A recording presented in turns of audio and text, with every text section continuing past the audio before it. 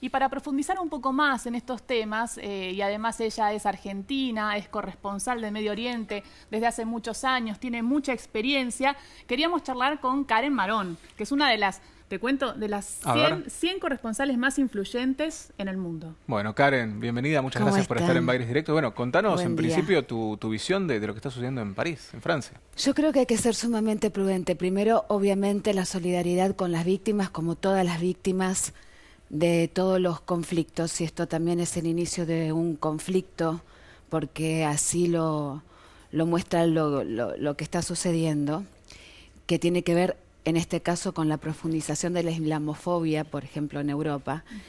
Eso como primera instancia, o sea, la solidaridad con las víctimas, pero de aquí en más una gran prudencia de qué se trató este atentado, porque todavía hay muchos valles, hay muchas zonas oscuras, muchas cosas sin resolver. eh, y hay muchos paralelismos con lo que sucedió en el 11S, no por la magnitud, sino por las consecuencias. Eso Y en todo lo que pensábamos. tiene que ver con la política internacional es quiénes se benefician con estos actos terroristas. Que en primera instancia me parece que es importante justamente para no alimentar esta islamofobia y esta xenofobia que está creciendo no solamente en Francia, sino en toda Europa y que puede extenderse al resto del mundo, es que un terrorista es un terrorista. Entonces no se puede hablar de fundamentalismo islámico. Quienes son terroristas y perpetran este tipo de atentados o de ataques en Francia o en cualquier otro lugar, están fuera del Islam. Por eso no es fundamentalismo islámico. Esto lo ha dicho el Papa, lo ha dicho el presidente Barack Obama, no tienen Sí. ni religión ni ideología. Y además si empezamos a ver toda la historia, por ejemplo, nosotros como corresponsales, lo que hemos visto a partir del 2011 ya, cómo se han ido entrenando, sobre todo en lo que es la frontera de Turquía, en la provincia de Hatay, en lo que es Antakya, diferentes grupos que han llegado de muchos diversos países del mundo, meramente mercenarios, entrenados precisamente por servicios de inteligencia de países occidentales con el apoyo de Turquía. Países occidentales me estás diciendo. O sea, Karen, vos estabas en el momento, vos venís trabajando hace mucho en Medio Oriente y te fuiste dando cuenta de la formación de este Estado Islámico, ¿no? Que ya no era, es Al-Qaeda, no es Al-Qaeda. Si me podés contar un poco cómo fue. Y el caso que también, cuando hice comunidades, ¿te acordás? Sí, Del mundo musulmán. sí. Bueno, fue impresionante la charla que tuve con un sirio porque decía, pero es que en Siria no estamos en guerra, vienen los extranjeros a traernos la guerra. Entonces, como para entender un poco de qué se trata, quiénes son esos extranjeros que vienen del mundo occidental. Claro, en realidad estamos en 2015 y cuando empieza el conflicto en Siria específicamente, aunque es hace 13 años que cubro Medio Oriente, ahí se vio, a mí me parece que no empieza en Siria, se gesta en Libia, con una participación de Francia y de Inglaterra que ha sido realmente sustanciosa, o sea, todos los que eran hasta anteayer amigos de Muammar al-Gaddafi, en 48 horas, en realidad todo fue un plan muy organizado porque los detractores de Gaddafi salieron de sus propias entrañas, con la connivencia de Roma, Londres, Washington, y diferentes capitales del mundo, me refiero a sus gobiernos. En Libia se empieza a ver el surgimiento de estos grupos, el Al-Qaeda de Trípoli. En Irak se veía, cualquiera podíamos ser de nosotros Al-Qaeda, era un franchising. Todos los días cuando tenías que cubrir, tenías Al-Qaeda de la Mesopotamia, Al-Qaeda del Levante, siempre había una Al-Qaeda Había diferente todos distintos los Claro. nombres. días. En Libia se vio con mayor claridad. Eh, y en Libia se vio con mayor claridad también cómo Estados Unidos dejó el rol de participar de esta, entre comillas, crisis humanitaria a Francia. Y todo eso tiene muchas consecuencias. Libia se desmembró, más allá, dejemos lo que es el régimen anterior durante Muammar al-Gaddafi, pero ahí yo también vi muchas diferencias en cuanto al posicionamiento de los europeos frente a lo que antes consideraban masacres, genocidios, porque 1.200.000 muertos en Irak tras la invasión y posterior ocupación ha dejado 1.200.000 víctimas, Claro. de las que hoy Tantos no muertos, se claro. hablan. Lo dice la revista médica británica, la más prestigiosa, The Lancet. Sí. Ahora, de Libia. Sí. Después se empiezan a armar en Siria estos focos. Exactamente, vas ¿Pero a son ver- personas de ahí o son personas criadas, o sea, son personas árabes criadas en Occidente? Muchos han nacido en países árabes y muchos son ya segunda o tercera generación que se han criado en Europa. ¿Y qué encuentran en el Estado Islámico? ¿Encuentran la fe? ¿Encuentran trabajo? ¿Qué encuentran que terminan haciendo actos terroristas como este, por ejemplo, que era una revista incluso de izquierda, Charlie Hebdo? Digo, ¿qué encontraron estos chicos en el Estado Islámico? Bueno, algunos se reivindican como del Estado Islámico y otros de Al-Qaeda, pero yo sigo diciendo lo mismo, quiero ser muy prudente. Todavía hay mucha investigación, hay muchos analistas que están teniendo muchas diferentes versiones, porque en este caso también han sido muertos y no han podido confesar, aunque algunas personas dicen que sí. Entonces se han autodenominado Claro. de algún tipo de organización, pero también Claro, vemos cuando dijeron Al-Qaeda, paralelismos y similitudes con otras operaciones que nosotros las nombramos operaciones negras, operaciones de falsa bandera. Y más aún, el ex secretario del Tesoro estadounidense, Paul Roberts, precisó como una de las versiones de que esto fue una operación de falsa bandera. Por eso decía, ¿a quién beneficia este tipo de atentados? Por un lado, por eso me parece que hay que diferenciar el dolor de las víctimas, de los familiares de las víctimas. En este caso son 12, tenemos 1.200.000 muertos en Irak, tenemos 4.000 en la última operación israelí sobre la Franja de Gaza, tenemos otros miles y miles en Mali. O sea, hay que ver a quién beneficia esto también. Karen, te saco un poquito del tema Francia para hablar un poco de tus corresponsalías. Vos sos corresponsal de guerra, ni más Bueno, ni menos. soy periodista. Claro, claro, sos Periodista, pero bueno, me encanta decir que soy estuviste en Bravas, periodista. estuviste en Bravas. Me encanta decir que soy periodista, pero bueno, me dedico a cubrir guerras desde el año 2000. Contame Sí. un poco cómo es esto de cubrir guerras, que uno se lo puede imaginar, pero es difícil de entenderlo, ¿no? Y ahí vemos las fotos de Karen. Uno se puede imaginar lo que te pasa, pero lo que te pasa lo sabés vos sola.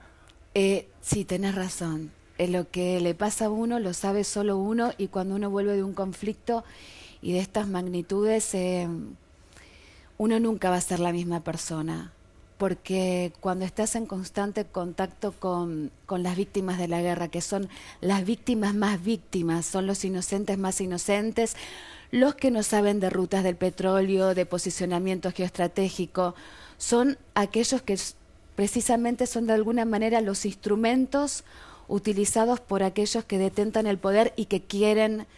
esto pasa en todos los conflictos. Sí. Esos Sí. inocentes son... eso es en Bagdad. Ahí está, estamos viendo fotos Sí. justamente de tus Bueno, recorridos. y hablando del Papa, es lamentablemente un objetivo, un blanco que ha sido...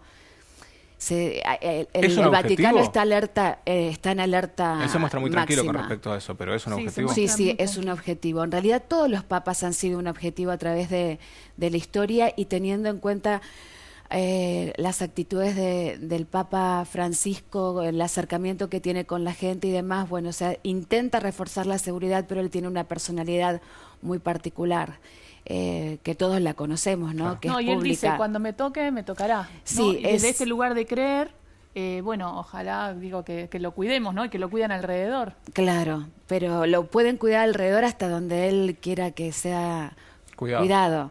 Y además, claro, es una posición espiritual en realidad la que él está manifestando. Contame, Karen, la peor sensación que tuviste cubriendo, ¿qué conflicto en particular? A ver, dice que uno tiene que elegir un conflicto que sea el que te marca. A mí el conflicto que me marcó fue el conflicto en Irak. Al principio decía la segunda intifada, después Colombia. Estamos hablando del año... La segunda intifada es en el año 2000, Sí. ahí es cuando hice la primera entrevista con Yasser Arafat. Realmente era absolutamente inexperta, pero Sí. fue, digamos, como un debut muy fuerte, porque la verdad... Hablamos del conflicto palestino-israel. Exacto, israelí-palestino.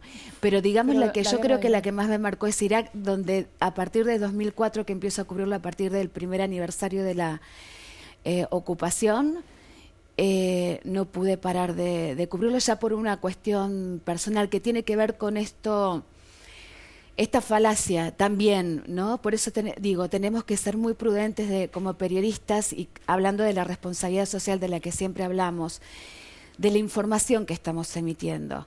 Cuando el expresidente George Bush dijo, hijo, ha terminado la guerra, y después de 10 años, de 11 años, esta guerra no solo es peor, sino que continúa, que se ha acrecentado, que las masacres siguen y que hoy tenemos a un Estado Islámico que aterroriza tanto como a los ocupantes, a las poblaciones. No solamente a los yezidíes, a los cristianos, a las minorías, sino a los propios musulmanes. Por eso no hay que quedarse con la primer noticia, ¿no?